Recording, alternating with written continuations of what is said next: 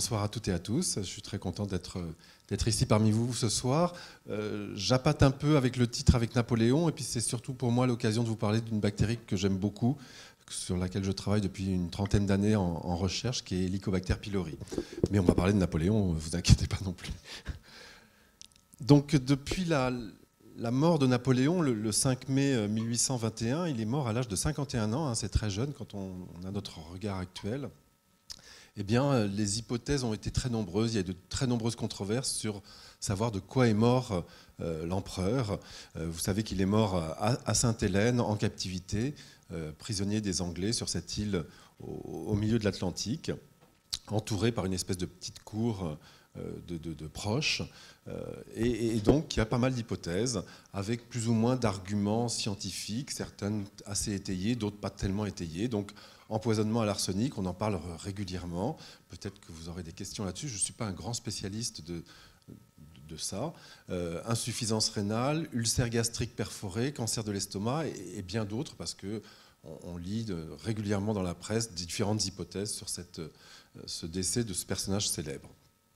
Sur cette liste-là, vous avez déjà deux causes qui sont l'ulcère gastrique perforé et le cancer de l'estomac, qui sont dues à cette bactérie dont je vais vous parler ce soir, qui est Helicobacter pylori. Donc on va revenir là-dessus. Donc Helicobacter pylori, c'est une bactérie, vous la voyez ici en microscopie électronique, elle est avec une forme un petit peu spiralée, hélicoïdale, qui lui a donné son nom, hein, Helicobacter, avec des flagelles à l'arrière qui lui assurent une mobilité et qui lui permet de se déplacer dans le mucus qui recouvre la paroi de notre estomac. Cette bactérie, elle a été découverte en 82 par deux chercheurs australiens, deux médecins, Steve Warren et Barry Marshall. On est en 82. Steve Warren, le plus ancien, là, qui a un petit air de Philippe Noiret, il est histologiste, anatomopathologiste. Vous voyez derrière lui, il y a un énorme microscope. Et son travail, c'est de recevoir dans son laboratoire des biopsies gastriques et de regarder s'il y a des ulcères, s'il y a des cancers. Et donc, il reçoit des biopsies, il les colore, etc. Il les fixe et il regarde et il voit s'il y a, et il répond comme ça aux gastro-entérologues. Et puis, depuis quelques années, il s'est aperçu qu'en regardant dans les biopsies gastriques, quand il y a des ulcères, il voit des espèces de petits bâtonnets, comme s'il y avait des bactéries. Et il se pose des questions, il va faire un peu de bibliographie, rechercher dans la littérature, et puis il voit que l'estomac est considéré comme quelque chose de complètement stérile, tellement c'est acide, qu'il n'y a pas de bactéries à l'intérieur, qu'il n'y a pas de raison qu'il voit des bactéries. Mais il se dit quand même c'est un peu bizarre. Et puis arrive Barry Marshall. Barry Marshall, c'est un jeune interne de gastro-entérologie, et au cours de l'internat en Australie, on doit faire un stage de recherche, et comme il a bien aimé les cours de son patron d'anapathe, il vient le voir, il lui dit trouvez-moi un sujet, ça m'intéresserait. L'autre lui dit, écoute, je vois des trucs, on va essayer de mettre en culture les biopsies que je reçois et de voir si on arrive à faire pousser une bactérie. Et donc tu vas utiliser plein de milieux de culture différents, plein d'atmosphères de croissance, de températures différentes, et puis on va bien voir ce qui se passe. Et puis au bout de 48 heures, en général les bactéries ça pousse en 24-48 heures, s'il n'y a rien, tu réétales un petit peu le prélèvement sur les boîtes de culture, et puis au bout d'un moment on jette et puis on voit ce qui se passe. Et puis Barry Marshall commence ce travail-là et arrive le week-end de Pâques 1982 et le patron lui dit c'est un week-end de 3 jours, on a dit que tu revenais toutes les 48 heures pour regarder les boîtes, tu reviendras donc le lundi de Pâques pour regarder ce qui se passe et puis continuer comme ça. Et puis Barry Marshall, j'ai déjà dîné plusieurs fois avec lui, raconte qu'il avait prévu un week-end sur la plage avec les copains, la bière, le barbecue, etc. Et que le lundi, il ne va pas au laboratoire. Et que le mardi matin, il va au laboratoire très très tôt le matin, avant que le patron arrive, et il trie les boîtes pour montrer un peu comme s'il était venu la veille, quoi. Et quand il ouvre une jarre, une espèce de truc fermé, où il y a une atmosphère particulière à l'intérieur, qui est une atmosphère où il y a un petit peu moins d'oxygène que dans l'air qu'on respire, qui est à 21%, là c'est à 5%. Là, sur une gélose qui contient du sang, il commence à avoir des toutes petites colonies. Et c'est la première fois qu'on arrive à faire pousser quelque chose à partir de l'estomac, et c'est la première fois qu'on arrive à faire pousser cette bactérie-là. Donc il fait des colorations, il regarde, et puis il voit cette bactérie étrange qu'on ne connaissait pas à l'époque, et qui a cette forme un petit peu en hélice, avec ses flagelles à l'arrière. Et puis il s'aperçoit que cette bactérie, il ne la retrouve que quand il y a des ulcères, et quand il n'y a pas d'ulcères, il n'y en a pas, et donc ils se disent, tiens, c'est peut-être la cause de l'ulcère. Jusqu'à maintenant, l'ulcère était une maladie de désordre de la synthèse de l'acide, de l'acidité gastrique. Il y avait des grands pontes qui étaient les spécialistes de ça, qui disaient, ben voilà, il y a un désordre de la synthèse de l'acidité, donc on fait des ulcères parce qu'on fabrique trop d'acide, etc. Et puis eux, ils s'aperçoivent que finalement, il y a une bactérie chaque fois qu'il y a un ulcère, et que peut-être cet ulcère à l'estomac, ce n'est pas une maladie d'un trouble du métabolisme de l'acidité, mais ça serait peut-être une maladie infectieuse, et que ça serait vraiment cette bactérie-là qui entraînerait l'ulcère à l'estomac. Et cette découverte et ce petit mensonge de Pâques 1982, elles leur ont permis, avec d'autres travaux derrière, d'arriver au fait que oui, l'ulcère à l'estomac était une maladie infectieuse. Et c'est une révolution au sein de la gastro-entérologie, parce que, ce que je vous disais, depuis des années, on traitait les gens avec des antiacides, puis ça allait un petit peu mieux, et puis ça reprenait, et puis quelqu'un comme ça, qui avait un ulcère à l'âge de 40-45 ans, il allait toute sa vie prendre des antiacides, et puis avec des rechutes, des récidives, etc., des périodes où ça va mieux, et puis ça recommençait sans cesse. Et puis là, ces deux gars-là arrivent et ils disent, ben voilà, c'est une bactérie, on peut traiter avec tel antibiotique, on dégage l'infection, et les gens guérissent complètement. Et ils ont eu énormément de mal à convaincre la société, tous les gastro-entérologues, parce que il y avait un espèce de conflit d'intérêts qui était important. À l'époque où ils ont découvert Helicobacter pylori, on venait d'inventer les inhibiteurs de la pompe à protons, qui sont des médicaments qui permettent de diminuer l'acidité gastrique. Et donc, de lutter contre les douleurs qu'on peut avoir quand on a un ulcère. Et les fabricants de ces inhibiteurs de la pompe à protons s'étaient dit dans les années 80, c'est formidable parce qu'on a un marché monstrueux, le nombre de gens qui ont des ulcères à l'estomac est très important, surtout dans les pays riches, et quand un ulcéreux déclare son ulcère à l'estomac à 40-45 ans, toute sa vie, il va prendre des inhibiteurs de la pompe à protons. Ils avaient réussi à négocier avec la sécurité sociale, tout ça, des remboursements assez chers, et donc l'action de ces boîtes a monté en flèche, et puis ces deux gars-là arrivent en disant, non, c'est une maladie infectieuse, on va vous dégager ça avec des antibiotiques et on n'en reparle plus. Et du coup, il y a eu des groupes de pression qui ont été mis en place, à la fois par les vieux pontes, qui étaient les spécialistes de la sécrétion acide, et par ces laboratoires pharmaceutiques qui avaient des gros intérêts là-dessus, pour essayer à chaque fois de les contrer. Et dès le début de leur découverte, ça a été très compliqué pour eux. Ils présentent un résumé à la Société australienne de gastro-entérologie en 82, et ils sont refusés. Parce que le lobby derrière commençait à agir. Il leur a fallu plusieurs années pour que leur premier article puisse sortir pour dire oui, on trouve ça chaque fois qu'il y a un ulcère, oui, on peut guérir l'ulcère avec un antibiotique, etc. Et donc il y a eu cette lutte, ce lobby de l'industrie pharmaceutique associé avec des grands pontes de gastro-entérologie. Pendant des années et des années, on continuait à lutter contre cette découverte, et alors que maintenant on sait que plein de gens n'ont peut-être pas été traités comme il fallait dans les années 80-90 parce qu'il y avait ce lobby, alors que cette bactérie, maintenant, on sait qu'elle donne le cancer de l'estomac et que peut-être des gens ont évolué vers un cancer et qu'ils auraient pu être traités à l'époque. Alors cette grande découverte leur a valu le prix Nobel de médecine en 2005. Et je n'ai pas résisté au plaisir de mettre ma photo avec Barry Marshall, qui a perdu un petit peu son aspect de Patrick Devers, vous avez vu sur la photo d'avant, mais qui est toujours très présent dans les congrès. Barry Marshall s'est fortement impliqué parce qu'à une époque, il a fallu réussir à prouver que ça entraînait bien un ulcère à l'estomac. Il n'y avait pas de modèle animal pour prouver ça. Vous savez que c'est très important d'avoir un modèle qui reproduit la maladie pour prouver que quand on met la bactérie, ça donne la même maladie que chez l'homme. Il est allé jusqu'à boire une suspension d'Helicobacter pylori pour prouver que ça donnait bien un ulcère. Et j'avais dîné avec lui et sa femme, et il faisait un espèce de show avec cette histoire-là. Et il avait décidé de faire cette manip. Alors maintenant, on n'a plus le droit de faire des manips sur soi-même. Hein. C'est complètement pas éthique.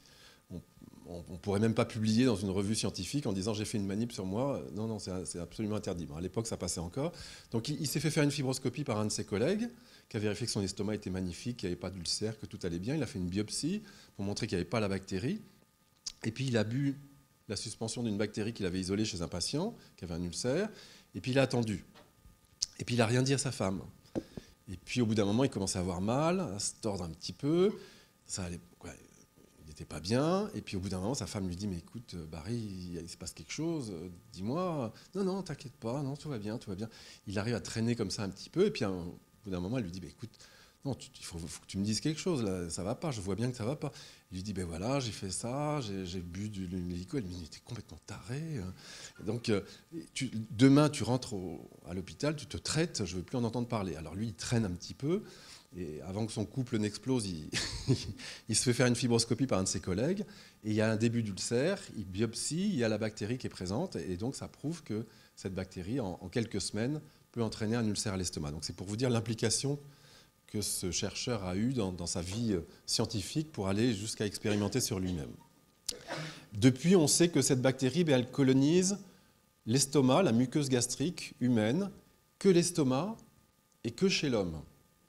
Il y a d'autres hélicobactères qui existent, on en parlera tout à l'heure, chez des animaux. En fait, chaque animal qui a un estomac avec de l'acidité va avoir son espèce d'hélicobactère à l'intérieur. Donc les singes ont des hélicobactères, etc. Tous les mammifères qui ont un estomac acide vont avoir un hélicobactère à l'intérieur. Cette bactérie, elle infecte 50% de la population mondiale.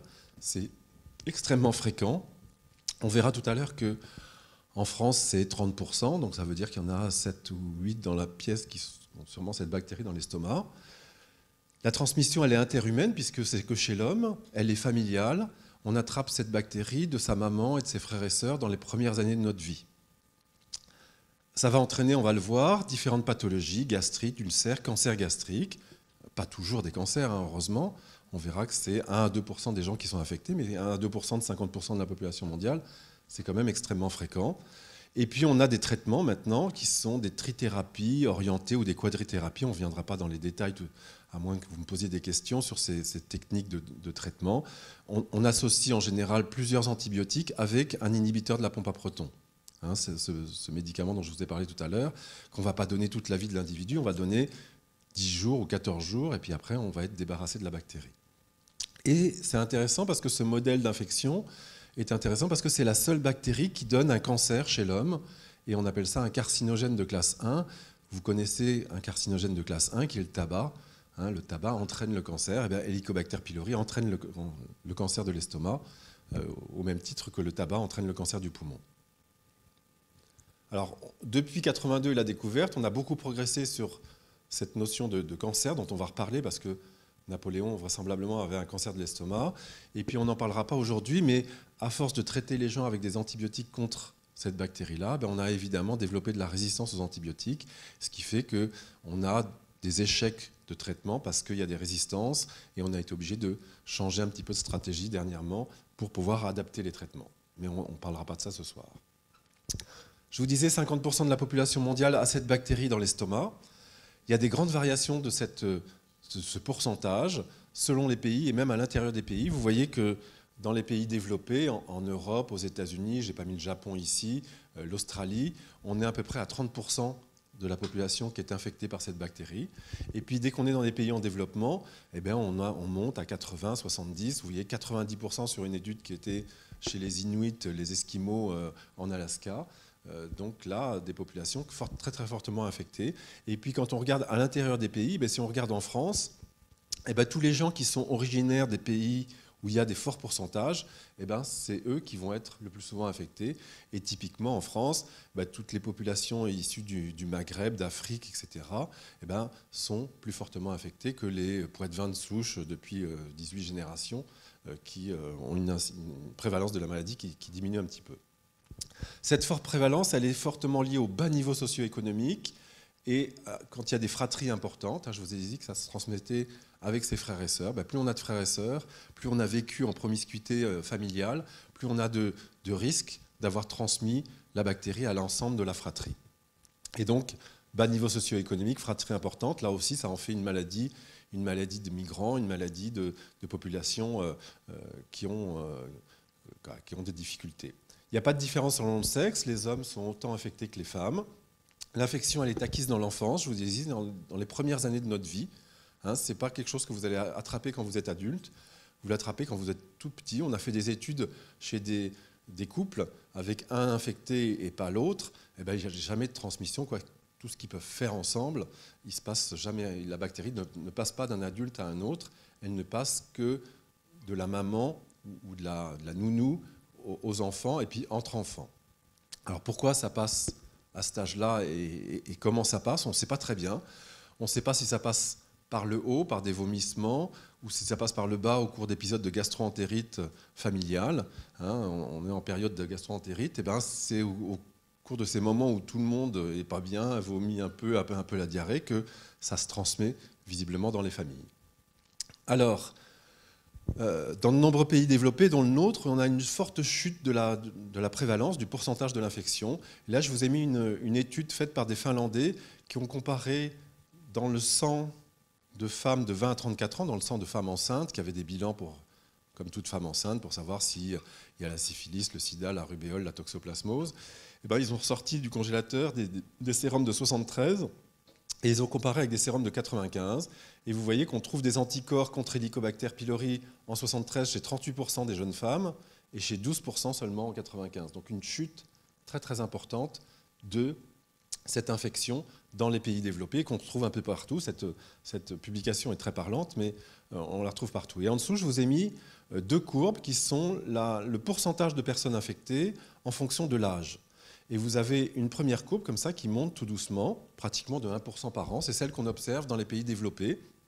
Et vous voyez, 10%, à 10 ans, 10% des gens sont infectés. À 70 ans, 70% des gens sont infectés.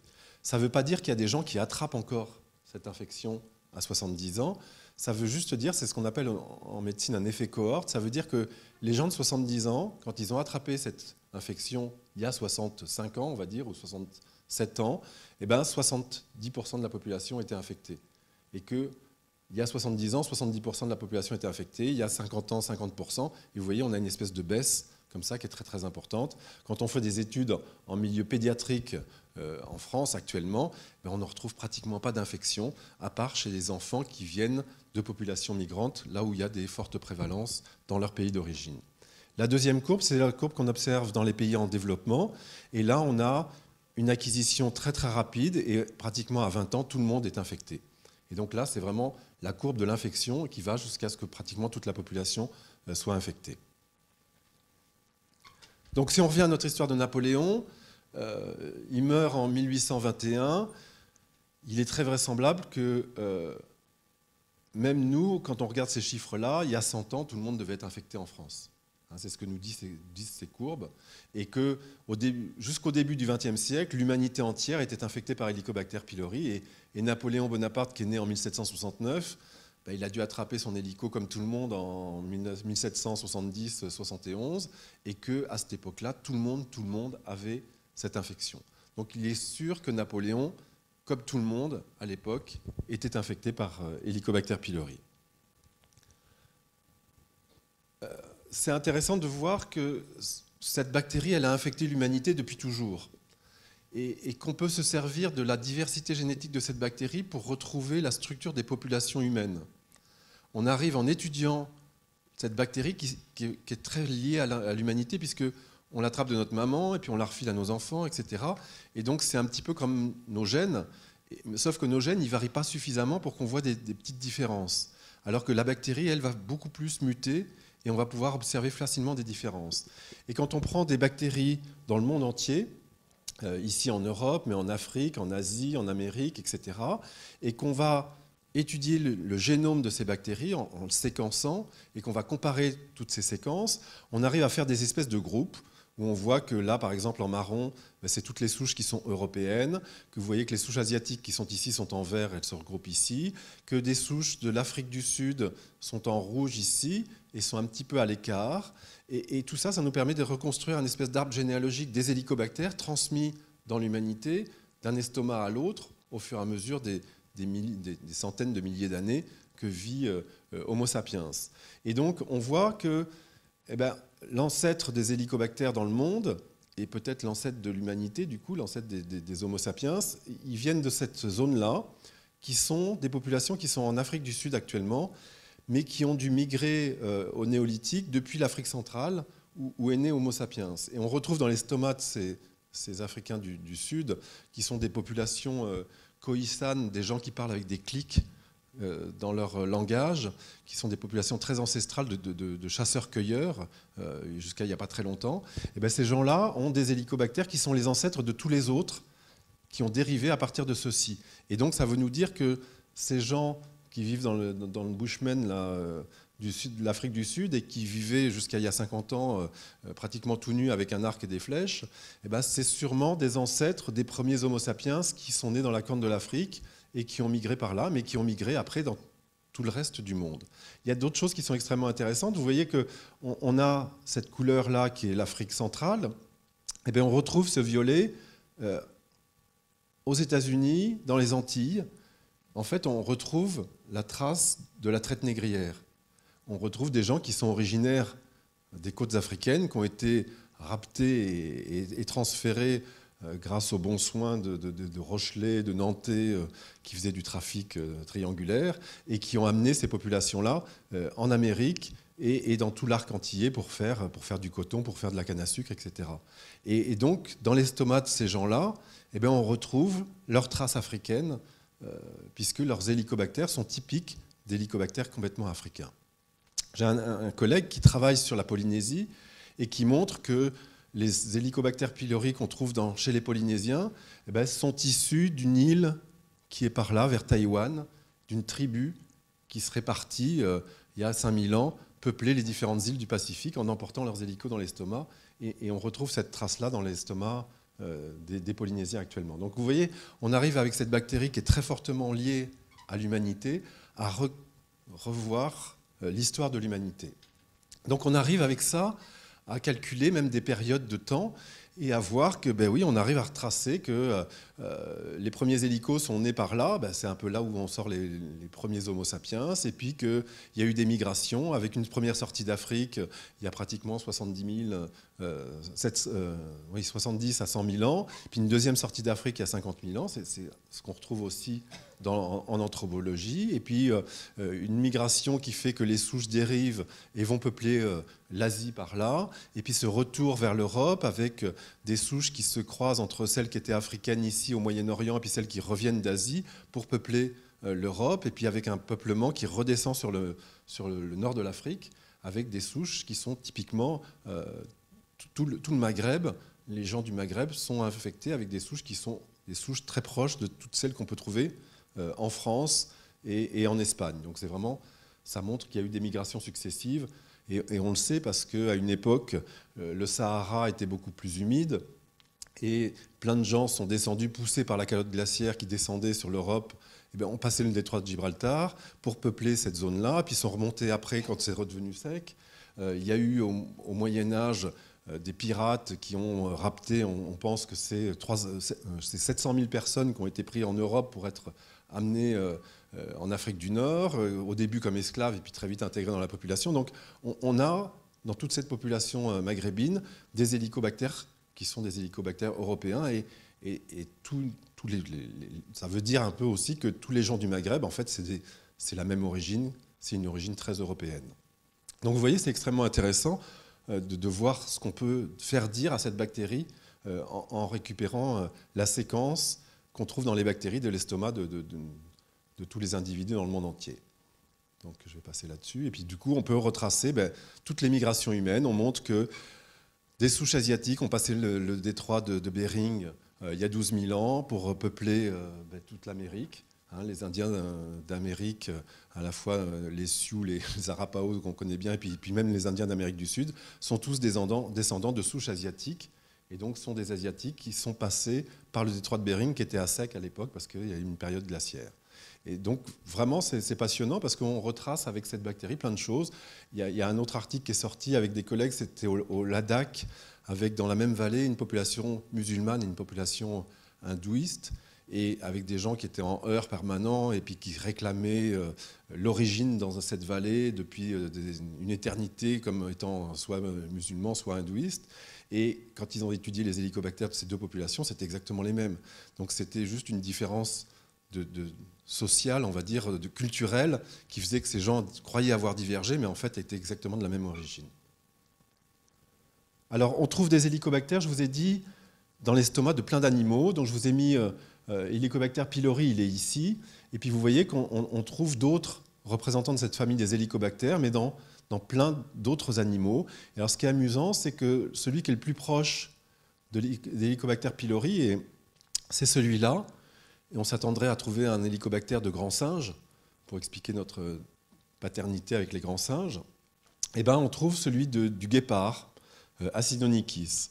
Et du coup, des collègues ont fait une étude qui était intéressante. Ils ont été séquencer les hélicobactères Acinonychis qu'on trouvait chez les guépards, et puis ils ont comparé avec les séquences que je vous avais montrées tout à l'heure, avec les grappes humaines, avec Europe, Asie, etc. Et puis Africa 2, qui était cette origine africaine. Et on voit que ces hélicobactères de guépards se regroupent très proches de l'origine des hélicobactères.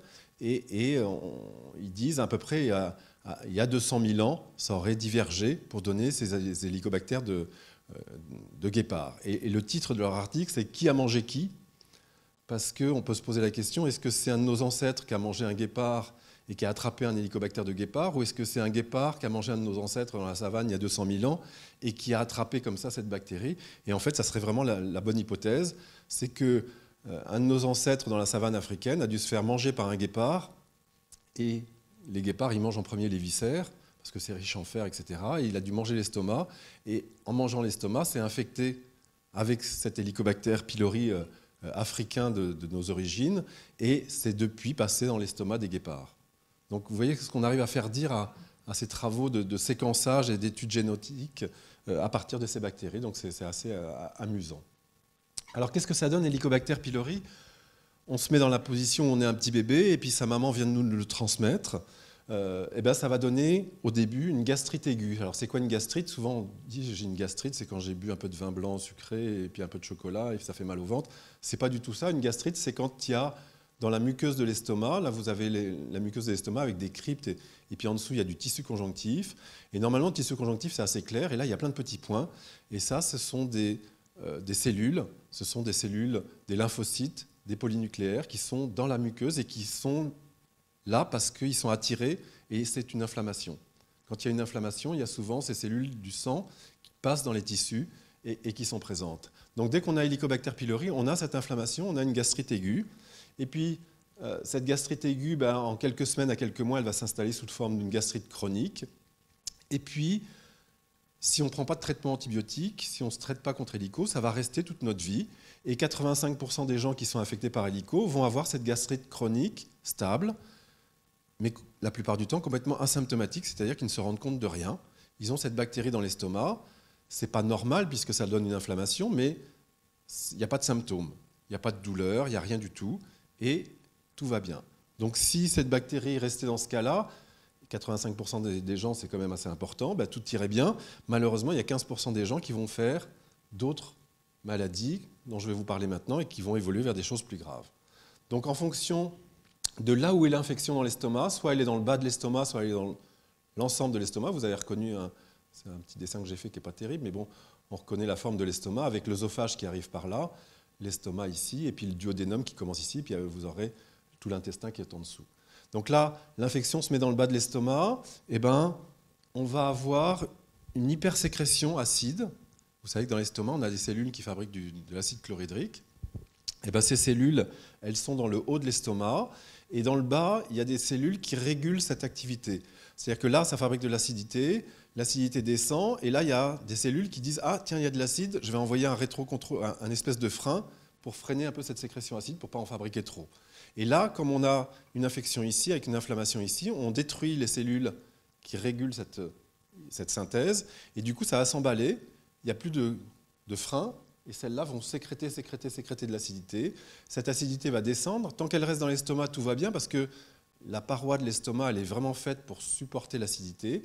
Mais dès que ça arrive dans le duodénum, ça va faire un trou, parce que le duodénum, là, c'est plus du tout le même épithélium, c'est plus du tout la même paroi, et l'acidité va pouvoir le ronger complètement et faire un ulcère duodénal. C'est ce que ont 10% des gens qui ont une infection à Helicobacter pylori. Quand on est de l'autre côté, avec cette infection dans l'ensemble de l'estomac, on va pouvoir faire un ulcère gastrique, dans 4% des cas. Donc l'ulcère duodénal, il est dans le duodénum ici. L'ulcère gastrique, il est un peu plus haut ici, dans l'estomac. Et puis, le plus gros problème, c'est que tout ça, ça peut se traiter avec le traitement dont je vous ai parlé tout à l'heure. En 10 ou 14 jours, on arrive à débarrasser les gens et ils n'ont plus d'ulcère derrière.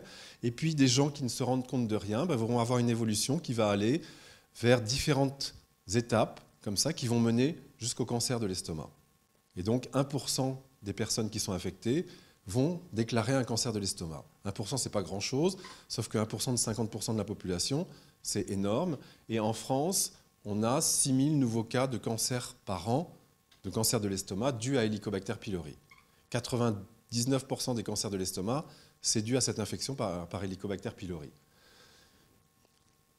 Et puis un autre cancer qui est donné aussi par cette bactérie-là, c'est on va voir se développer au niveau de la paroi de l'estomac des tissus lymphoïdes qui vont évoluer, et ça peut évoluer et dégénérer vers un lymphome. Et ce lymphome, c'est une sorte de cancer, un petit peu différent de celui qui est ici. Et ce qu'il y a d'extraordinaire, c'est que maintenant, on sait que ces lymphomes, qu'on traitait avant par des chimiothérapies, par des radiothérapies, par enlever la moitié de l'estomac, et bien maintenant, on donne un traitement contre Helicobacter pylori, 10 ou 14 jours de traitement antibiotique, et on en guérit 60%. Donc c'est le premier cancer qu'on guérit avec des antibiotiques. C'est vous dire le lien très fort qu'il y a entre cette bactérie-là et le processus cancéreux qu'on observe ici. Alors on revient à Napoléon, qui va être un peu le fil rouge de cette soirée. Quand on regarde un petit peu ce qui s'est passé dans tous les témoignages qu'on obtient et qu'on peut relire, parce qu'il y avait plein de témoins qui étaient là et qui ont écrit des bouquins sur les derniers jours de Napoléon, les dernières années de Napoléon, parce que évidemment toutes ces personnes-là ont fait des livres parce que ça se vendait bien derrière, et bien on peut retracer l'évolution clinique de l'empereur dans les derniers mois de sa vie. Et on a un témoignage qui est assez intéressant, c'est qu'il avait un médecin personnel qui s'appelait le docteur Francesco Antomarchi, qui était auprès de lui et qui était là pour s'occuper de lui, le soigner, l'accompagner, qui jouait aux échecs avec lui, etc. Et donc qui était assez proche de lui et qui rapporte un petit peu ce qui se passait. Et quand on regarde bien, tout ce qu'il nous décrit comme signe, c'est assez compatible avec l'évolution terminale d'un cancer. Il note que l'empereur était extrêmement fatigué, qu'il avait on appelle ça en médecine une forte altération de l'état général, qu'il y avait une perte de poids très très importante. Il n'était pas en volume le quart de ce qu'il était auparavant. Alors, il faut beaucoup se méfier aussi de ces témoignages qui sont un petit peu avec beaucoup d'emphase, parce qu'on parle de l'empereur, et puis on en parle dans des bouquins qu'on veut vendre derrière. Donc des fois, il faut un petit peu regarder. Il parle de sueur nocturne, etc. Et tout ça, c'est vraiment des signes qu'on retrouve dans des évolutions assez avancées de cancer. On retrouve aussi des douleurs à la déglutition, des douleurs digestives, des douleurs abdominales diffuses, et puis surtout, quelques jours avant sa mort, je vous ai dit 21 mai, il a vomi du sang, il a eu du sang dans les selles, et ça montre qu'il y a eu une hémorragie digestive haute, sûrement au niveau de l'estomac, et donc une semaine avant son décès. Et le 22 avril, c'est lui-même, Napoléon, qui dit « je le sens, c'est l'estomac qui est attaqué ». Bon, le malade n'a pas toujours raison quand il donne des signes, mais quand même, il faut écouter les malades. Donc on a des signes qui nous font penser que, oui, il y avait quelque chose au niveau de l'estomac. Et puis quand on regarde dans des textes plus anciens, qu'est-ce qui s'était passé dans la vie de Napoléon? Alors déjà, vous avez ce geste intriguant, Napoléon qui a toujours sa main comme ça, c'est un peu son signe de reconnaissance. On dit que c'était un signe de distinction à l'époque, etc. Mais quand on pense où est-ce qu'il met sa main, il la met sur l'estomac. Et il devait avoir des douleurs à l'estomac. Et on a des témoignages où, dès 1806, il raconte au comte de Lobau, c'est dans la mémoire de la comtesse de Ségur, un épisode de gastralgie. En fin 1808, des crises de douleurs gastriques intenses qui sont répétées, et c'est son médecin de l'époque, Jean-Nicolas Corvisart-Desmarais, qui rapporte ça dans ses mémoires. Et puis pratiquement à chaque bataille, il avait des douleurs. Alors souvent, je comprends qu'il ait des stress importants quand il y a des batailles et que ça entraîne des douleurs gastriques, mais on sait qu'il prenait des espèces de mélanges avec des œufs crus plus du cointreau, des trucs pas possibles pour essayer de calmer ces douleurs à l'estomac qu'il avait pratiquement sur chacun chaque veille de grande bataille. Donc la veille de Waterloo, etc. 1818, une douleur sourde à l'estomac. Et puis on a une étude qui est assez rigolote par des collègues italiens qui on voulait prouver qu'il y avait une perte de poids très importante, comme c'était raconté dans les mémoires de son médecin. Et ils sont allés chercher tous les pantalons de Napoléon qui étaient dans les musées d'Europe entière, même aux États-Unis. Et ils avaient des dates de savoir quand est-ce que ce pantalon avait été porté. Et du coup, ils ont pu modéliser le poids de Napoléon en fonction des différentes étapes de ces pantalons-là et des signes de reprise par la couturière de Napoléon à l'intérieur. Et ils montrent comme ça, avec 12 pantalons portés par Napoléon de 1800 à 1821. Ils arrivent à modéliser le poids de l'empereur et montrer que il était devenu un peu obèse, parce qu'il n'était pas très grand. Il était passé de 67 à 90 kg jusqu'en 1820. Et puis, la dernière année de sa vie, il avait perdu 11 kg. Et perdre 11 kg, ça aurait pu être un régime très draconien pour être en meilleure forme, mais ce n'était pas tout à fait les idées de Napoléon. Et on pense vraiment que cette perte très importante de foie est compatible avec une phase cachectique de fin de vie d'un cancer de l'estomac.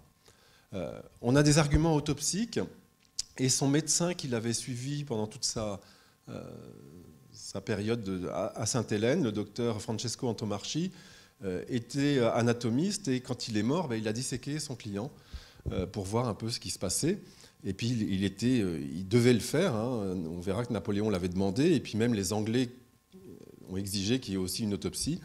Les Anglais, c'était plus pour se dédouaner, pour dire c'est pas nous qui l'avons tué, il est mort tout seul de son côté.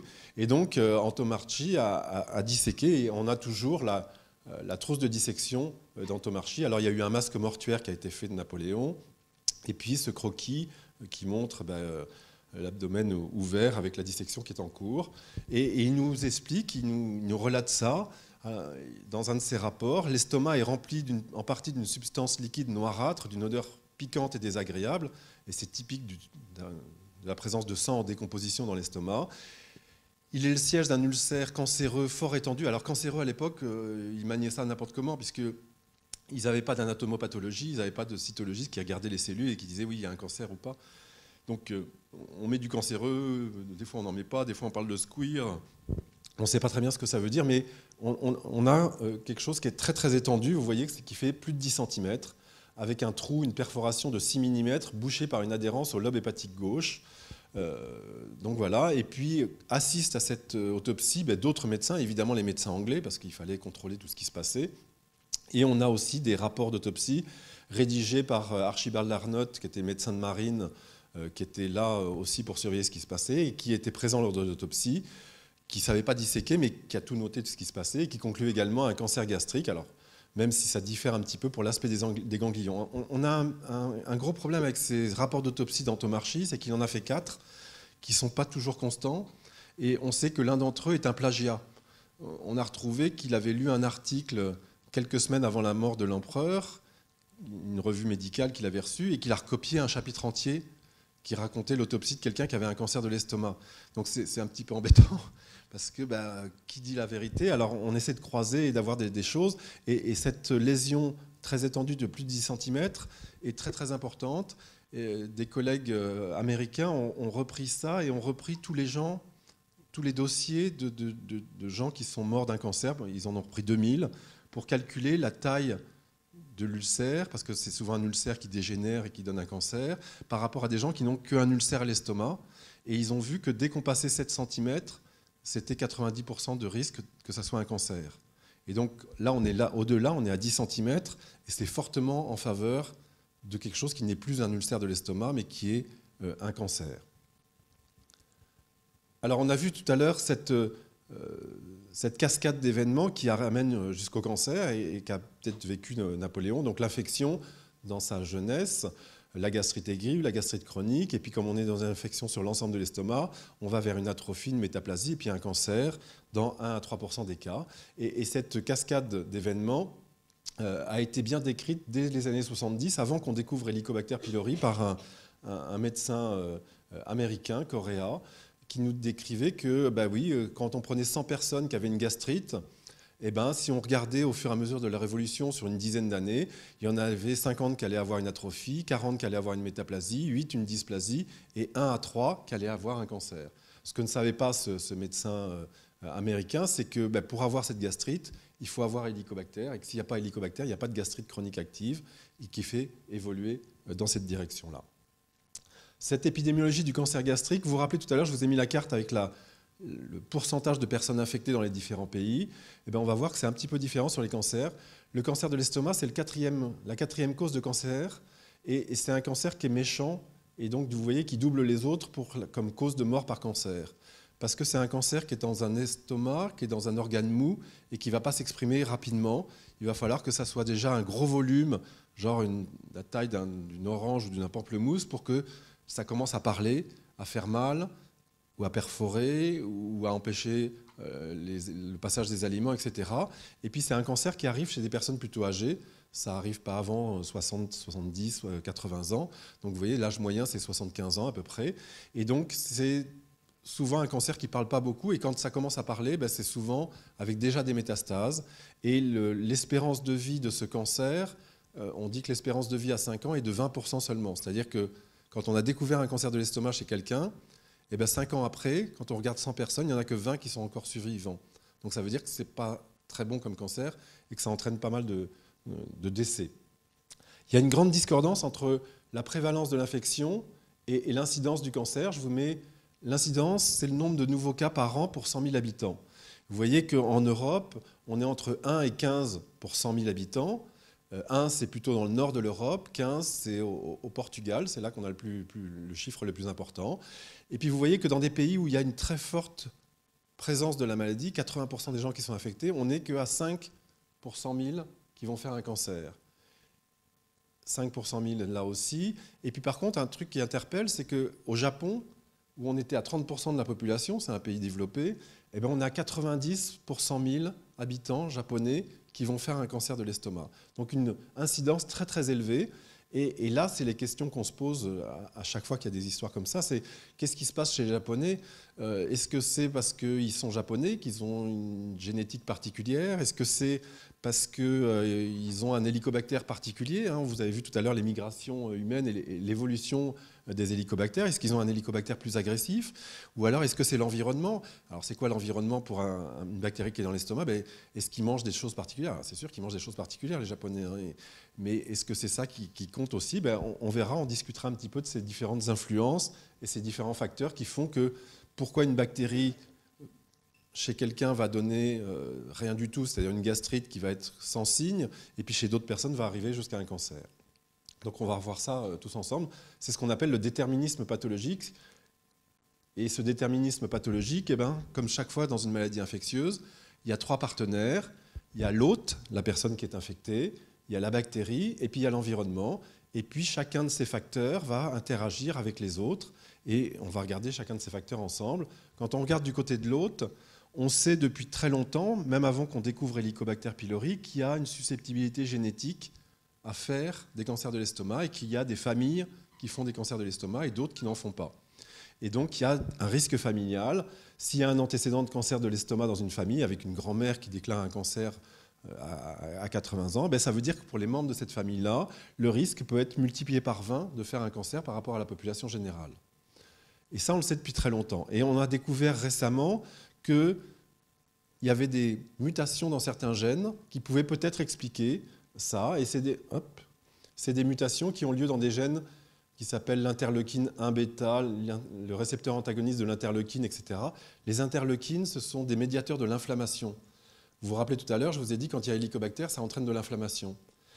Ça va peut-être entraîner chez certaines personnes qui ont des gènes particuliers pour ces interleukines, une réaction inflammatoire trop forte qui va faire que ça va évoluer vers un cancer, alors que d'autres réagiront moins parce qu'ils n'ont pas les gènes pour réagir trop fort. Donc c'est une des hypothèses. Et là, du coup, on va revenir à Napoléon. Je vais vous le mettre un peu plus grand. Donc vous reconnaissez ce tableau qui est au Louvre. C'est le sacre de l'empereur. Alors ce n'est pas le sacre de l'empereur, c'est le sacre de Joséphine de Beauharnais, parce que l'empereur s'est déjà couronné lui-même. Et on est à Notre-Dame de Paris, on est en 1804. Et Napoléon a décidé de faire un grand coup médiatique et de se proclamer empereur. Il s'est payé le pape, donc Pie VII est là, il l'a fait venir, et puis pour montrer que c'était lui le chef et que c'était lui qui payait tout, c'est lui qui s'est couronné et c'est lui qui couronne sa femme, alors que normalement ça aurait dû être le pape. Et on a sur ce tableau quelque chose qui est très intéressant sur le plan de cette maladie Helicobacter pylori et ce cancer de l'estomac, c'est qu'on a toute la famille de Napoléon, et on va s'apercevoir que dans cette famille de Napoléon, on a été très fortement touché par le cancer de l'estomac. Je vous disais qu'il y avait des familles à cancer de l'estomac. Et là, dans cette famille, on a ces 3 sœurs qui sont là, qui font les demoiselles d'honneur. On a son frère qui est là, un de ses frères. On a sa mère qui est là. Alors, sa mère n'était pas là ce jour-là.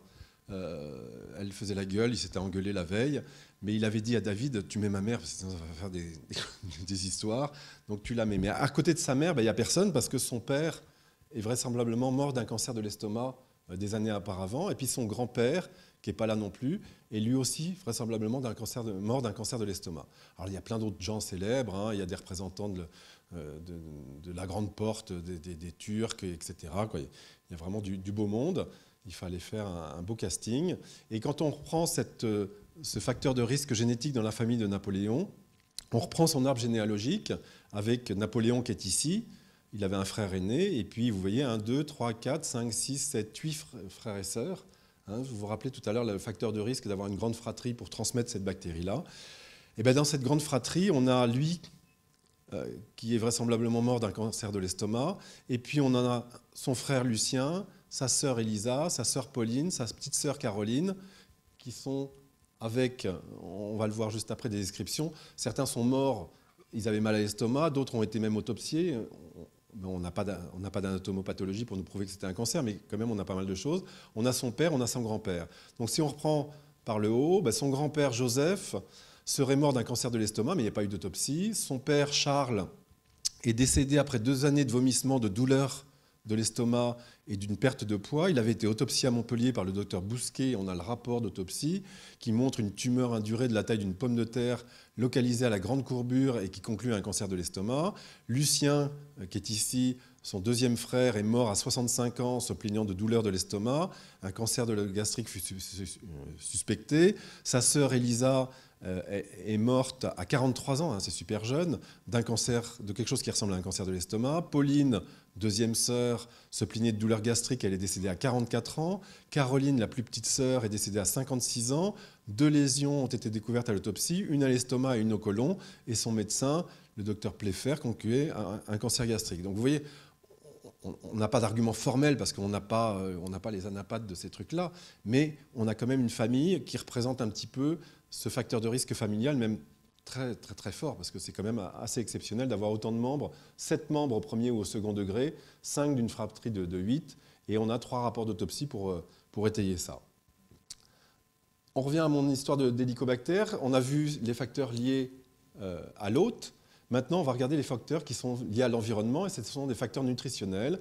Et on sait que de manger des aliments fumés, salés, du poisson séché, de fumée, ce sont des facteurs de risque. Et vous vous rappelez, alors j'ai mis une image du sud-est asiatique avec, évidemment, on repense aux Japonais qui mangent beaucoup d'aliments salés, d'aliments fumés, de poissons séchés. Et puis vous vous rappelez, en Europe, tout à l'heure, je vous ai dit, là où il y avait la plus forte incidence de cancer dans l'Europe, le Portugal, et du coup, hein, la morue, hein, le plat traditionnel que mange toute famille d'origine portugaise le dimanche, c'est peut-être aussi un facteur de risque. Et puis de l'autre côté, on a des facteurs protecteurs. Les fruits et les légumes frais, vous avez tous entendu ces campagnes, il faut manger des fruits et des légumes frais, ça protège de pas mal de choses, ça protège de cancer, dont le cancer de l'estomac. Et puis la consommation de thé ou de vin, là c'est 2 types de civilisations qui s'opposent un petit peu. Les 2 contiennent des polyphénols et les 2 auraient des actions anti-infectieuses directement sur Helicobacter pylori, et puis peut-être aussi anti-inflammatoires sur les 2 qui pourraient expliquer ça, ce côté protecteur. Et donc si on reprend la vie de Napoléon, la vie de Napoléon n'a pas été une sinécure gastronomique, hein, il était tout le temps sur le champ de bataille avec des aliments séchés, avec des aliments fumés, qui étaient les moyens de conservation de l'époque, donc une alimentation avec des facteurs de risque alimentaire qui étaient certainement très élevés. Je n'ai pas trouvé une notion de savoir si Napoléon fumait, je n'ai pas retrouvé ça, mais bon, donc ça est-ce qu'il chiquait ou est-ce qu'il fumait, je ne sais pas très bien. Et puis, dernier partenaire de ce truc à 3 avec l'hôte, l'environnement, c'est la bactérie. Et la bactérie a des facteurs de virulence qui font que certaines de ces bactéries sont plus méchantes que d'autres. Donc toutes ces bactéries, tous ces Helicobacter pylori sont capables de se mettre dans l'estomac et d'y s'y accrocher. Elles ont une capacité à résister à l'acidité de l'estomac en fabriquant une enzyme qui s'appelle l'uréase, qui va permettre de tamponner un petit peu l'acidité gastrique et de vivre dans le mucus, dans une zone à peu près neutre où elle va pouvoir se multiplier. Et puis elle a aussi des petites molécules d'adhésine qui vont lui permettre de s'accrocher aux cellules épithéliales et donc de se coller à la paroi et de ne pas partir dans la digestion comme ça. Et puis il va falloir qu'elle persiste puisque on attrape ça quand on a 1 an, 2 ans et puis c'est à 70 ans qu'on fait le cancer. Donc elle va nous accompagner toute la vie et il va falloir qu'elle persiste dans l'estomac. Et puis certaines de ces bactéries, et certaines seulement, vont être capables d'être plus agressives que les autres et d'entraîner des lésions et d'entraîner de la carcinogénèse, c'est-à-dire d'aider à évoluer vers le cancer. Et donc je vais vous parler d'un de ces facteurs de virulence qui est très très intéressant, qui s'appelle l'îlot de pathogénicité CAG. CAG, c'est parce que ça s'appelle Cytotoxin Associated Gene, ça n'a pas beaucoup d'importance. Et donc quand on regarde le chromosome d'un Helicobacter pylori, c'est un petit chromosome, on parle de 2,7 millions de bases, et puis chez certaines de ces bactéries-là, il va se mettre dans ce chromosome-là un espèce d'îlot, un îlot génétique qui fait 40 kilobases, mais ça correspond à peu près une trentaine de gènes qui viennent se mettre là, en plus de tout ce qu'il y a sur le chromosome habituel d'un Helicobacter pylori. C'est assez étrange parce que la composition en base de ce petit fragment n'est pas du tout la même que celle du reste. Ça veut nous dire que ça vient d'autre chose, d'une autre bactérie, de quelque chose d'autre, qu'on n'a pas encore découvert, mais quand les hélicobactères, par exemple, africains, ils n'ont pas cet îlot CAG. Et vraisemblablement, cet îlot CAG a été acquis après la sortie d'Afrique. Vous vous rappelez les flèches qu'on avait tout à l'heure. Et donc, les Africains, vous vous rappelez aussi les chiffres, ils sont hyper infectés par hélico. Par contre, il y a très peu de cancers. Et bien, c'est sûrement parce qu'ils n'ont pas ce truc-là, et que ce truc-là a été acquis peut-être au Moyen-Orient ou en Asie, on ne sait pas encore, mais c'est venu d'une autre bactérie qu'on connaît, qui n'existe peut-être plus, qui a peut-être disparu ou qu'on n'a pas encore découvert. Donc on a cet îlot-là qui va coder pour pas mal de choses, et sur cet îlot, il y a un petit gène qui code pour une protéine qui s'appelle KAGA, qui est un antigène dominant, un marqueur de virulence, c'est-à-dire que quand vous êtes infecté par une souche qui a ce petit îlot, avec ce gène qui code pour la protéine, vous avez dans votre sérum des anticorps contre cette protéine. Et c'est assez facile d'aller les chercher.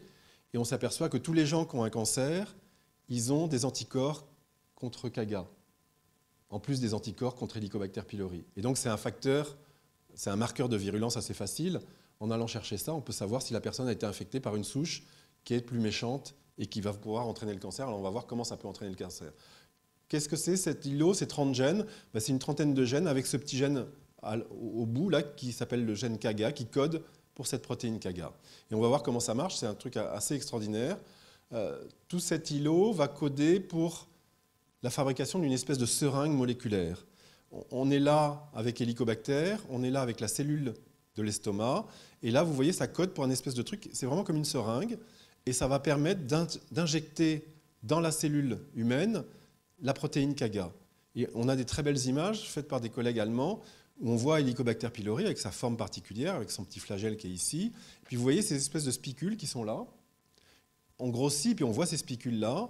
Et puis ce qu'ils ont fait, c'est qu'ils ont marqué les protéines KAGA avec des particules d'or, ce qui fait qu'on les voit là, tous les petits trucs qui brillent, la neige là, c'est des protéines KAGA qui sont en train de passer de l'intérieur de la bactérie où elle est fabriquée, vous voyez c'est brillant ici, dans la cellule épithéliale gastrique qui est ici.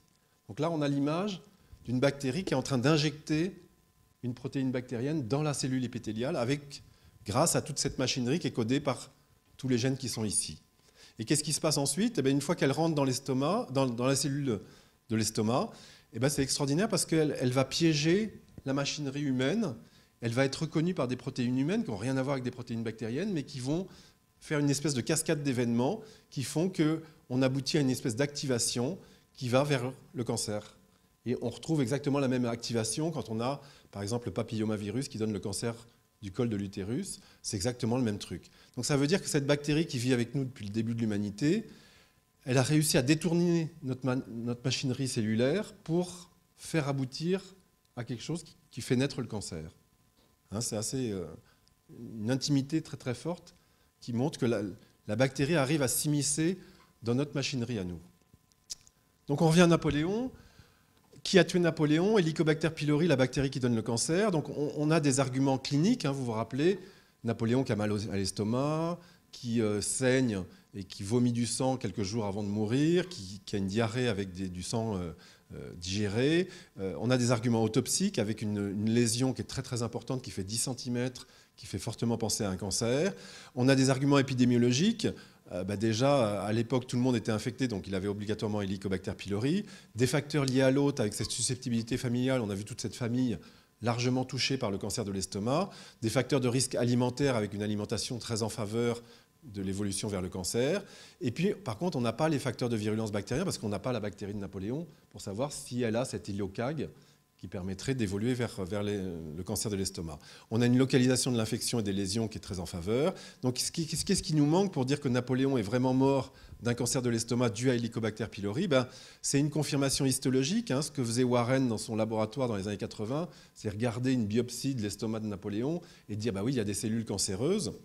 Et donc, il y a un adénocarcinome.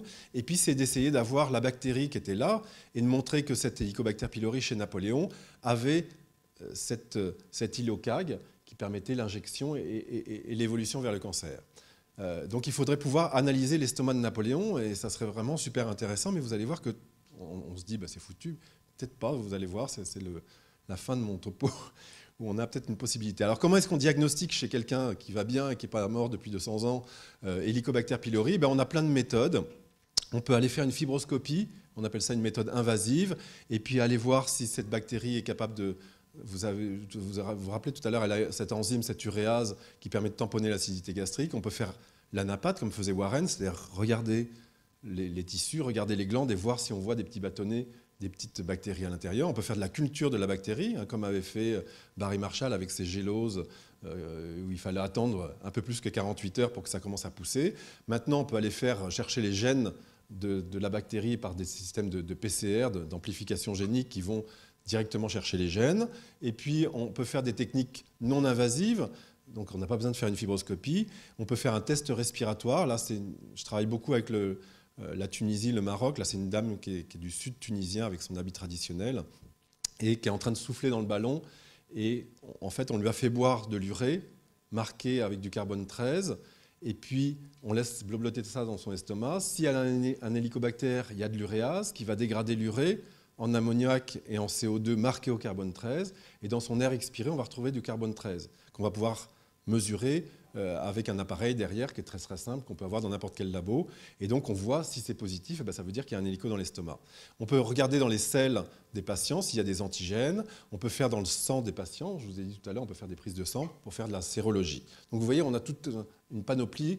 Mais évidemment, chez Napoléon, on ne va pas pouvoir faire des tests non invasifs parce que le pauvre est décédé. On n'a pas ses selles, on n'a pas son sang, on n'a pas tout ça. Donc, qu'est-ce qui va nous rester comme possibilité? Donc, il faudrait pouvoir analyser l'estomac de Napoléon. Et on a quelque chose qui est assez intéressant au point de vue éthique. Vous savez qu'on n'a pas le droit de faire d'expérimentation chez les gens sans qu'ils soient d'accord. Mais là, on sait que Napoléon serait d'accord pour qu'on aille explorer un peu plus qu'est-ce qui lui est arrivé. On a des textes qui ont été écrits juste avant son décès et il écrivait à son médecin « Rappelez-vous ce que je vous ai chargé de faire lorsque je ne serai plus. Faites avec soin l'examen anatomique de mon corps, de l'estomac surtout. » Les médecins de Montpellier, qui avaient autopsié son papa, avaient annoncé que le squire au pylore serait héréditaire dans ma famille. Leur rapport est, je crois, dans les mains de Louis. Demandez-le, comparez-le avec ce que vous aurez observé vous-même. Que je sauve au moins mon fils de cette cruelle maladie, vous le verrez, docteur, vous lui indiquerez ce qu'il convient de faire, etc. etc. Donc on a le patient qui nous dit « je donne mon accord » pour qu'on aille un petit peu plus loin. Alors ce qui est extraordinaire, c'est que l'estomac de Napoléon a été conservé.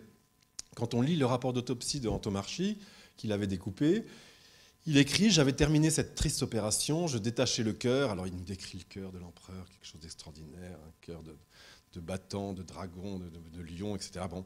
Je détachais le cœur, l'estomac et l'ai mis dans un vase d'argent rempli d'esprit de vin. D'esprit de vin, c'est de l'alcool.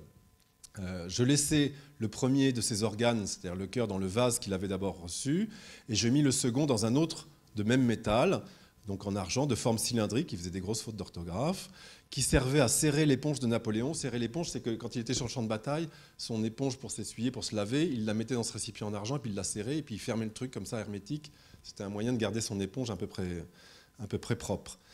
Et les déposer l'un et l'autre aux angles du cercueil. Ça veut dire que quand il a été autopsié, l'estomac a été mis dans de l'alcool, dans un récipient qui a été scellé, et qui a été posé dans le cercueil de l'empereur. Et vous savez que presque 20 ans après sa mort, un peu moins de 20 ans, Napoléon III a fait un coup de com' en allant chercher les cendres de Napoléon pour les ramener en France. Et vous savez où c'est en France? Aux Invalides. Hein. Donc ça a été un gros coup de com' pour dire moi je suis un empereur, peut-être un peu moins bien que mon ancêtre Napoléon, mais je vais le ramener, comme ça donnera du crédit à mon empire, à moi. Et donc il envoie des militaires, vous voyez, il y a le clergé, il y a tout le monde est représenté, pour aller chercher Napoléon qui avait été enterré à Sainte-Hélène. Et bien donc ils vont faire l'exhumation de Napoléon, ils vont ouvrir son cercueil, etc. Et alors il y a des descriptions complètement délirantes, l'empereur est toujours aussi beau, toujours aussi majestueux. Bon, c'était un Maccabée de 20 ans, donc c'était un petit peu quand même. Mais ce qui est extraordinaire, c'est que vous voyez même sur cette gravure, eh bien, qu'est-ce qu'on voit là? On voit les petits vases d'argent qui sont là entre les bottes de l'empereur et qui sont toujours présentes.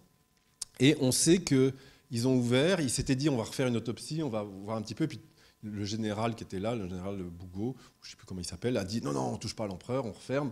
Ils ont refermé tout de suite le cercueil et tout était dedans. Et donc qu'est-ce qui s'est passé après? Après, ça a été le retour des cendres avec sur l'île de Sainte-Hélène des bataillons de marine qui ramènent le cercueil de l'empereur sur un espèce de bateau avec un catafalque, qui ramène ça sur la Belle Poule, qui vient jusqu'au Havre. Au Havre, on passe sur un autre bateau qui remonte la Seine, qui va jusqu'au pont devant les Invalides, le pont Alexandre III. Et puis là, on monte sur un espèce de char qui pourrait ne pas dépareiller à la Gay Pride, hein, où on met le cercueil de l'empereur et puis on va faire quelques mètres jusqu'aux Invalides. Et puis, eh bien, l'estomac est aux Invalides. Hein.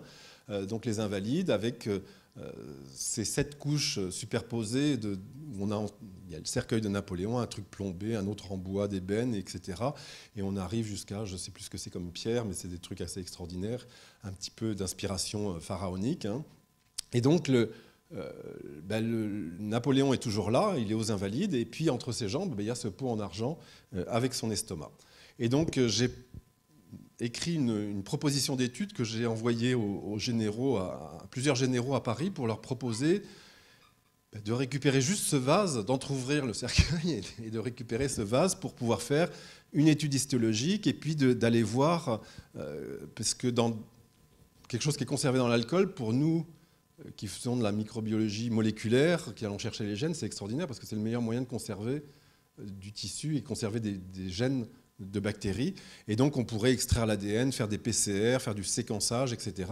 Et aller voir si on peut trouver l'ADN d'Helicobacter et même voir si on peut trouver le gène KAGA, dont on parlait tout à l'heure, pour montrer que la bactérie était plus agressive. Donc, j'ai envoyé un plan, ça c'est un estomac actuel, hein, et puis avec la lésion qui a été décrite, et puis les biopsies là où je voudrais les faire, etc. Et donc, voilà, j'ai terminé là-dessus. Et puis, vous demandez si vous avez des appuis dans l'armée. J'ai besoin d'un sérieux coup de pouce pour pouvoir entrouvrir le cercueil de Napoléon. J'ai eu une réponse la semaine dernière par le général qui est en charge du musée de l'armée aux Invalides, qui me disait que qui me souhaitait bonne chance, mais que ça serait assez compliqué parce qu'il faudrait, comme toute exhumation, avoir l'accord de l'ensemble de la descendance de Napoléon, plus celle du président de la République, parce que c'était quand même un trésor national.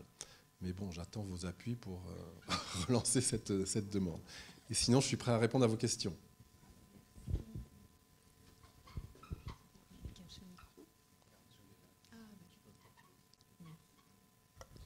Merci beaucoup, Christophe. Et puis, donc, si vous voulez des compléments d'information, si vous avez encore des questions, voilà, aussi bien sur l'aspect biologique que sur l'aspect historique. Je ne suis pas un grand expert de Napoléon. Hein. Vous avez vu le dernier expert est mal fini la semaine dernière en tuant sa compagne, en la dépeçant, en la mettant dans son sac à dos et en voulant se suicider, habillant en grand général de notre empire.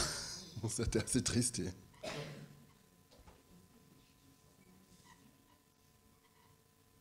Pas de... Ouais.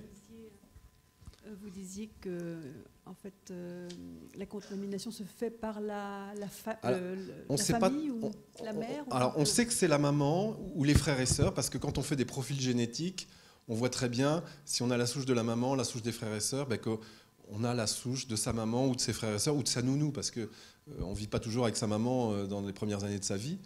Ça dépend comment on est éduqué, mais oui, on retrouve très facilement ce profil génétique qui nous dit c'est familial et c'est la maman qui transmet la plupart du temps. Alors on ne sait pas très bien. On dit c'est soit oro-oral, c'est-à-dire ça passerait par le haut, soit féco-oral. On sait que quand on fait des suivis de famille, c'est quand il y a des épisodes de gastro-entérite familiale que ça se transmet, que le petit dernier va l'attraper. Mais les épisodes de gastro-entérite, tout le monde vomit, tout le monde a la diarrhée, donc par quel côté ça passe, on ne sait pas très bien. Quand on fait des modèles avec des souris, on arrive très facilement à infecter des souris, à mettre une cage de souris infectée au-dessus d'une cage de souris non infectée. Les crottes tombent et celles d'en bas s'infectent. Mais bon, c'est des souris, c'est pas pareil. Par contre, un adulte ne peut pas s'infecter. Les seuls trucs qu'on a vus d'infection d'adultes, c'est soit on boit de l'hélico, comme avait fait Barry Marshall. Alors ça arrivait des fois accidentellement dans les laboratoires avec des techniciens qui pipetaient. Alors maintenant, on ne pipette plus à la bouche, donc c'est interdit, donc ça n'arrive plus. Ou alors, au début de la fibroscopie, quand on ne désinfectait pas les fibroscopes et qu'on passait d'un malade infecté à toute une série d'autres, eh bien, on infectait toute la série qui était derrière. Donc maintenant, c'est pour des raisons autres que hélico, pour des raisons d'hépatite et tout ça, c'est extrêmement surveillé, extrêmement codifié. La désinfection des fibroscopes, on ne peut plus attraper de grand-chose avec les fibroscopes actuellement. Et puis ce que je vous disais, des adultes ne peuvent pas se le refiler entre eux, des couples, même avec des relations très intimes, ne transmettent pas. Après, on a des choses où les dentistes sont plus à même d'être infectés par hélico. Est-ce que c'est parce qu'ils tripatouillent dans la bouche des gens toute la journée? Peut-être, je ne sais pas.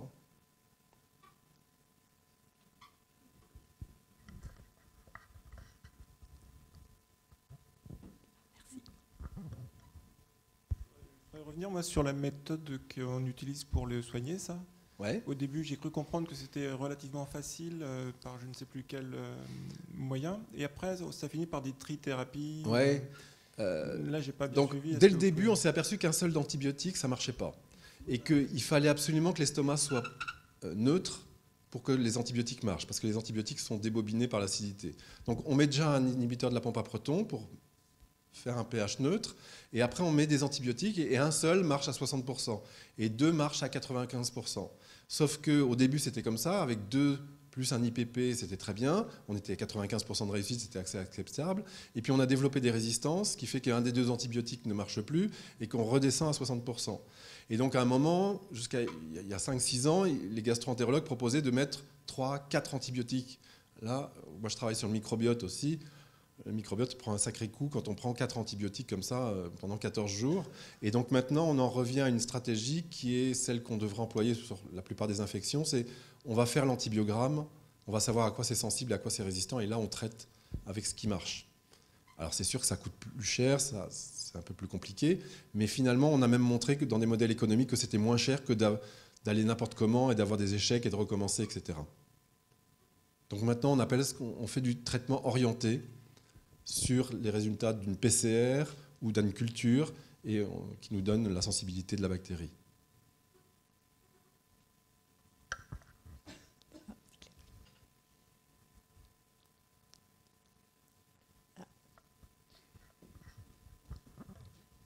Est-ce que dans le monde animal, on a montré aussi d'autres liens entre d'autres espèces d'hélicobactères et puis le développement d'ulcères et de cancers derrière ou... Alors, on n'a pas beaucoup de modèles animaux pour reproduire la maladie.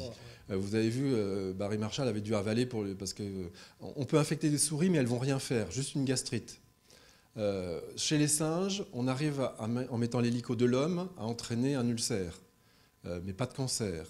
Pour entraîner un cancer, on n'a que les gerbilles. Vous voyez ce que c'est, ces petits rongeurs très mignonnes, là, avec des grandes pattes à l'arrière. Et bien, elles, quand on leur met un hélicobactère humain dans l'estomac, on arrive en quelques semaines à avoir la cascade d'événements que je vous montrais tout à l'heure. Et donc, ça nous a permis de prouver que l'ilocag était indispensable pour entraîner le cancer, que quand on bousillait le gène de cet ilocag, eh ben, on n'entraînait pas de cancer chez la gerbille. Donc, c'est un lien très très fort et ça montre que ce facteur de virulence est très très important. Chez le cochon, ça ne donne pas d'ulcère. Par contre, les animaux, on parlait du guépard tout à l'heure, les guépards en captivité, alors les guépards dans la liberté, on ne sait pas très bien quelle est leur vie, mais les guépards en captivité, quand ils sont infectés par un Helicobacter acinonychus, vont pouvoir faire des gastrites hémorragiques, qui ne sont pas tout à fait des ulcères, mais pas loin. Et l'hélicobactère, ça se cultive facilement en laboratoire? Parce que Alors l'estomac, c'est particulier quand même. Alors non, on récupère des biopsies, on les broie et on les met exactement comme avait fait Barry Marshall. On les met sur des géloses au sang, on les met avec des atmosphères où il y a très peu d'oxygène, mais encore un petit peu. Et on arrive à avoir 4, 5, 6, 7 jours à avoir des petites colonies qui commencent à pousser. Et c'est pas facile parce qu'on les perd facilement, on n'arrive pas à avoir des subcultures facilement. Non, mes techniciens me disent que c'est une bête à chagrin, quoi. Autant un Escherichia coli, un Staphylococcus aureus, c'est rien du tout à faire pousser, autant ça, c'est assez compliqué. Et en France, il n'y a pas beaucoup de laboratoires qui sont capables de faire la culture jusqu'au bout, avoir l'antibiogramme, etc. On doit être une vingtaine en France seulement à savoir le faire. Et c'est sur des milieux très acides alors, du coup? Non, on n'a pas besoin de cette acidité puisque la bactérie lutte contre l'acidité dans l'estomac. Et donc, on a des milieux neutres et ça marche très bien.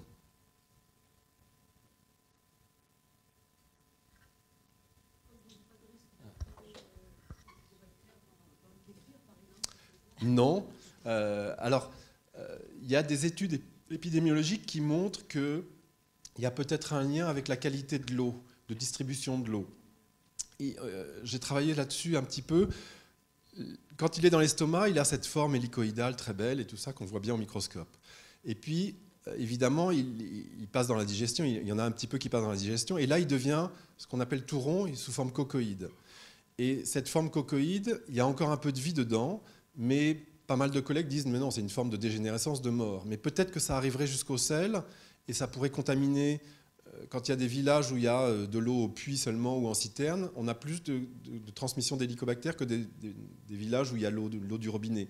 Et donc on se dit, est-ce que ce n'est pas un moyen de transport à partir des sels ou d'aliments contaminés par les sels ou d'eau contaminée par les sels? Est-ce que ça pourrait être une hypothèse? Mais on n'a jamais réussi à le prouver. Ces bactéries sous forme ronde, on peut les mettre sur les boîtes, elles ne repartent jamais. Alors peut-être moi j'ai même essayé de les mettre dans les estomacs de souris, ça ne repart pas.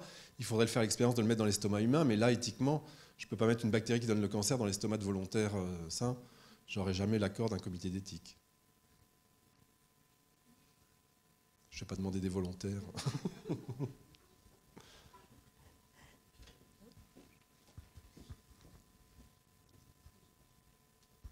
petites questions qui sont liées un peu. Tu nous as parlé de la protéine CAG1 là, qui est à tout début de la cascade. Il y a des pistes thérapeutiques pour, je sais pas, essayer de bloquer l'effet de cette protéine? Alors, il y a eu plein d'hypothèses avec cette histoire-là. On pourrait se dire, pour éradiquer cette infection et ce risque de cancer, on pourrait se dire, on va prendre les gens, leur faire les polymorphismes génétiques là, pour savoir si leurs interleukines sont codés par des gènes à risque, leur faire une étude alimentaire, savoir ce qu'ils mangent, est-ce qu'ils sont portugais et qu'ils mangent de la morue le week-end, et des choses comme ça, et puis prendre leurs bactéries et regarder s'il y a l'hyloCAG. Et là, n'enlever l'infection que chez ceux-là qui sont le plus à risque. C'est un truc de riche là. Donc là maintenant, on a décidé, pour lutter contre le cancer de l'estomac, de s'intéresser aux familles. Quand il y a une personne dans une famille, une personne en général âgée qui déclare un cancer de l'estomac, et bien là, tous les membres au premier et au deuxième degré, on leur propose de faire une recherche d'Helicobacter pylori et s'ils sont porteurs, et bien de les traiter avant qu'ils ne déclenchent un cancer quand ils seront plus vieux. Et c'est l'axe qu'on s'est donné au niveau de la santé publique pour essayer de bloquer cette chaîne. Parce que c'est un cancer, c'est trop bête, quoi. On traiterait la personne à 40 ans, elle ne ferait pas de cancer à 70. Donc c'est un cancer qu'on pourrait éviter par un traitement antibiotique de 10 jours. C'est vraiment facile de lutter contre. Donc il faut vraiment intervenir sur ces familles, qui est un espèce de conseil, un peu comme il y a le cancer du côlon, on dit faites-vous votre coloscopie à partir de 50 ans quand votre maman est morte d'un cancer du côlon. Là c'est un peu pareil, votre grand-mère est morte d'un cancer de l'estomac, ça vaut le coup de regarder ses frères et sœurs et ses enfants et de regarder s'ils ne sont pas infectés et là d'enlever l'infection facilement avec un traitement assez court. Et tu nous as parlé des effets bénéfiques du thé et du vin. Ouais. Alors, est-ce qu'il y a des études sur la consommation de vin, j'imagine? Alors, il y a des études sur la consommation de vin qui montrent que les gens qui boivent, et qui boivent plutôt du vin, ont moins d'hélico dans l'estomac que les autres. Donc peut-être que le vin arriverait à débarrasser les gens de leur hélicobactère. Ça a été fait au début dans des services où il y avait des gens avec des cirrhoses alcooliques qui buvaient énormément. Et ils se sont aperçus que ceux qui buvaient de l'alcool fort, des trucs comme ça, avaient encore de l'hélico. Et ceux qui buvaient que du vin avaient moins d'hélico que les autres. Après, il y a eu des études qui ont montré que le vin avait une activité directement contre Helicobacter pylori spécifique. Le vin tue hélico très très rapidement en 20 minutes. Moi, c'est des manips que j'avais fait aussi avec des souris à qui j'avais fait boire du vin, j'avais infecté, puis j'avais fait boire du vin. Et ben, on montre qu'on a une diminution très forte de la concentration de bactéries dans l'estomac de ces souris-là, avec une semaine de consommation de vin. Mais de consommation excessive, ça représenterait des grosses consommations de vin à l'échelle humaine. Consommation excessive, c'est compliqué parce que monter un modèle comme ça. Alors déjà, c'est un modèle que j'ai monté avec un. J'ai fait une demande au comité d'éthique. Je ne fais pas ça dans mon petit coin avec mes petites souris. Elles buvaient, elles avaient le choix. Ce qu'elles buvaient, c'était que du vin. Et j'avais montré dans mon étude que les vins qui avaient le plus d'activité, c'était des vins du type Madiran, qui sont des vins du sud-ouest de la France et qui avaient des très fortes activités bactéricides. Et du coup, j'ai fait boire à ces souris pendant 15 jours du vin de Madiran, des bonnes bouteilles de Château Montus, des bouteilles qui sont à 30 € à peu près. Et alors, c'est compliqué de faire boire des souris parce qu'elles ont des espèces de biberons là, pour faire boire de l'eau, mais la densité du vin, c'est plus léger que l'eau. Donc, quand je mettais du vin là-dedans, ça coulait partout. Donc, il a fallu que je tape un peu au marteau pour refermer le truc, pour que donc quand elles allaient boire au biberon, elles avaient que de l'eau et que du vin, et je vérifiais que leur sel était bien couleur Bordeaux, couleur Madiran, on va dire. C'était la preuve qu'elles avaient bien bu du vin, mais elles buvaient pas excessivement. Par contre, j'avais fait une autre manip avant où j'imbibais du pain avec du vin parce que je m'étais dit comme ça elles vont en prendre. Alors là, elles bouffaient tout, elles dormaient tout le temps. Là, je pense que c'était de la consommation excessive. Mais après, les autres avaient des comportements tout à fait normaux de souris dans une cage. Elles sont mortes d'autre chose, alors. Après, c'est moi qui les ai disséqués pour voir qu'est-ce qui restait dans les estomacs. Mais, donc, il y a une activité forte du vin, et particulièrement de ces cépages de tannate qu'on a dans ce vin de Madiran sur Helicobacter. Et donc, confirmé par des études épidémiologiques où on montre que les adultes qui prennent régulièrement du vin ont moins d'hélicos que les autres. Alors sortez pas en vous ruant sur votre bouteille de tannate ce soir. L'alcool tue peut-être plus que Helicobacter encore. Donc, oui. Attendez, je vais venir avec vous. C'est pas tellement qu'on s'entend mal, mais c'est enregistré. Voilà.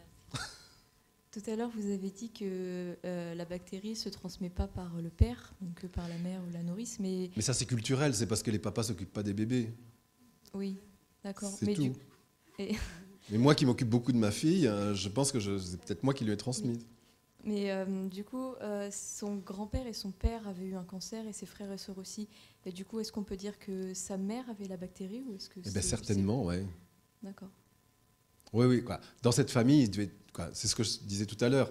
À l'époque, tout le monde devait être infecté. Alors, est-ce que les Bonaparte avaient une souche CAC+, c'est ce que je voudrais réussir à prouver, mais je n'y arriverai jamais.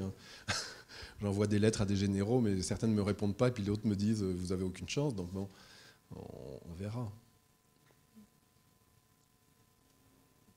Merci.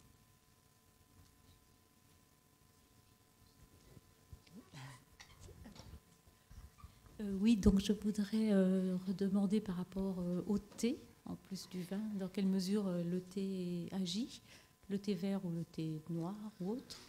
Et une autre question, si je la pose tout de suite. Oui, bien sûr. Et la deuxième, c'est par rapport aux méthodes de diagnostic intrusives ou non intrusives. Est-ce qu'elles sont équivalentes en résultat, en fiabilité? Alors, on commence avec le thé. Le thé aussi a une activité contre la bactérie parce qu'il contient, comme le vin, il contient des polyphénols. Et on pense que c'est ça qui agit. Et donc là aussi, on a des études épidémiologiques qui montrent que dans des populations où on consomme beaucoup de thé, il y a moins d'hélicos que chez ceux qui ne consomment pas de thé. Ça revient à peu près à la même chose, l'alcool en moins. Deuxième question, c'est on a toute une panoplie de diagnostics. Lesquelles sont les plus intéressantes? Actuellement, les plus intéressantes, c'est encore d'aller faire la biopsie parce que ça nous permet de faire l'antibiogramme. On parlait tout à l'heure du traitement orienté. Et que sur les prélèvements non invasifs, les selles, le sang ou l'air expiré, on sait qu'il y a la bactérie, on ne sait pas si elle est résistante à tel antibiotique ou tel autre. Et donc maintenant qu'on fait du traitement orienté, il faut aller le chercher. Alors moi, je viens de mettre au point, là, de valider au laboratoire un test qui permet dans les selles des patients de voir si elle est résistante ou pas. Et donc ça va peut-être un peu révolutionner les choses parce que ça permettra de d'éviter la fibroscopie à tout prix. Alors des fois la fibroscopie c'est important, d'autant plus que les gens commencent à être un peu âgés et qu'on se dit qu'il faudrait peut-être aller voir s'il n'y a pas des lésions précancéreuses. Et là il n'y a que la biopsie qui va permettre de le faire. Mais chez quelqu'un de jeune où on sait qu'il y a de l'hélico dans la famille, etc., ben là ça vaut le coup de peut-être se faire sur les selles, de lui éviter la fibroscopie. Et puis on pourrait même se dire on fait les selles directement. Si on voit que c'est infecté, eh ben, on va le traiter et avec le bon traitement puisqu'on va savoir à quoi c'est résistant. Et puis on va peut-être même l'envoyer chez le gastro-entérologue pour faire la fibroscopie à ce moment-là, mais pas le faire sur tout le monde qui n'est pas infecté, puisque l'infection maintenant c'est que 30-20% des patients seulement.